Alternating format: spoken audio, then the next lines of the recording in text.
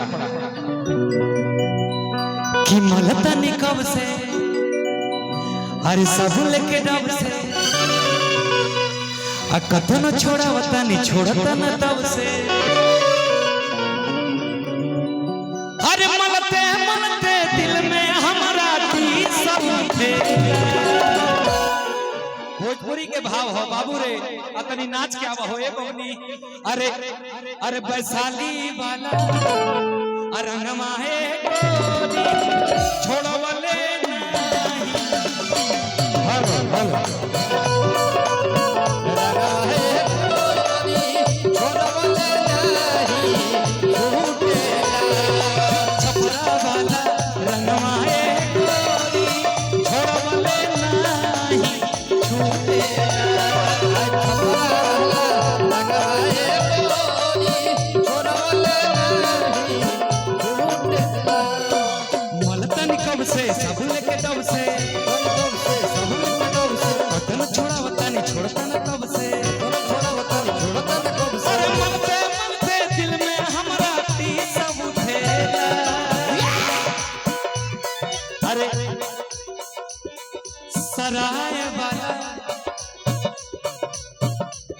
सराय वाला रंगवाए गोदी छोड़वले ना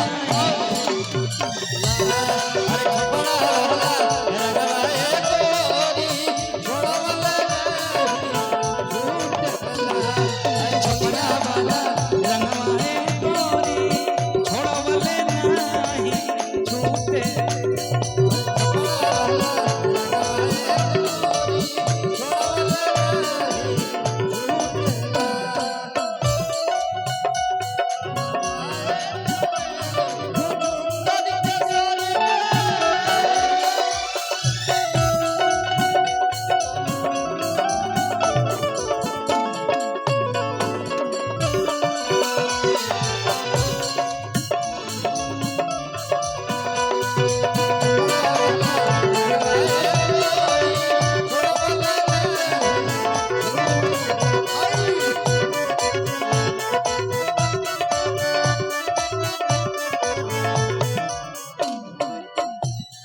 आज क्रिकेट में हुए होई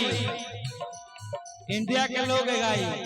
भारत के लोग गाई क्या गाई अबे हाला मचाओ लोग तब न मजा आइयो को छछुंदर के सर पे न भाए चमेली छछुंदर के सर पे न भाए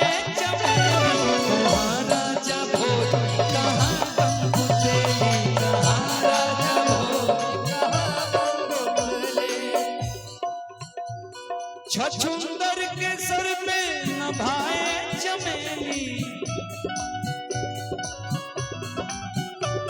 छछुंदर के सर पे न भाए चमेली कहाँ राजा भोज कहाँ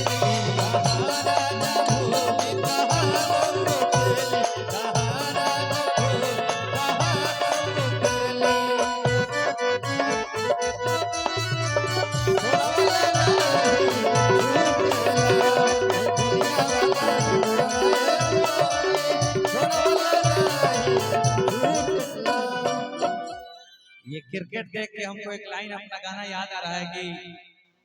कि फिल्मी हीरोआ लोग से बेटर अरे जनुआ क्रिकेटर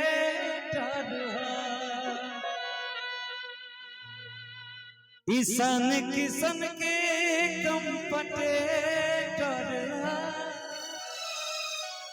अरे जनुआ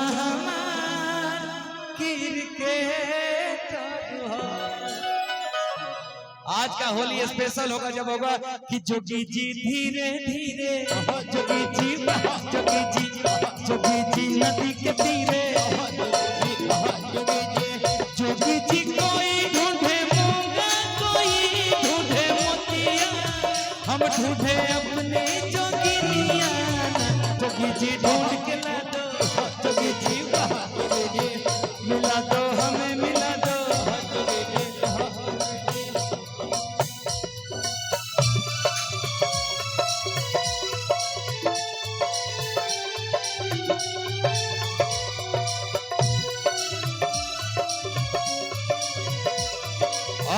भाई लोग इंडिया के लिए, अपने चैंपियंस के लिए, बाजीगर में बाजीगर, दिल वालों का मैं दिलबर, बाजीगर में बाजीगर, दिल वालों का मैं दिलबर। आज न्यूजीलैंड वाला सब बोलेगा, क्या बोलेगा पता है? हो मेरा दिल था अकेला, तूने खेल ऐसा खेला, तेरी रात में जागो रात भर, जादूगर में जादूगर, तुम्हें बड़ा जादूगर, बाजीगर में बाजीगर, दिल वालों का मैं दिलबर, जोगी जी धीरे धीरे, जोगी जी जोगी जी नदी के तीरे, जोगी जी जोगी जी।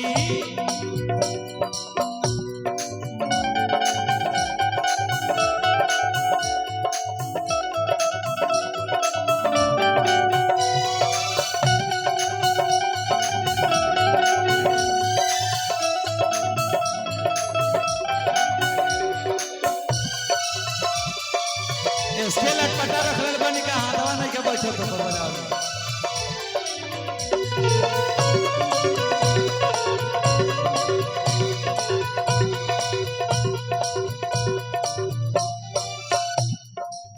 अप्पू सिंह कहाँ है? अप्पू सिंह इधर आओ। तुम ज्योति माही के टीम में चल गया क्या जी? आओ।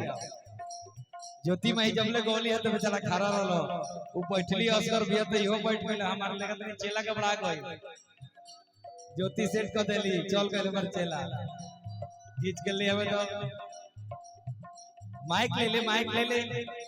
माइक ले ले।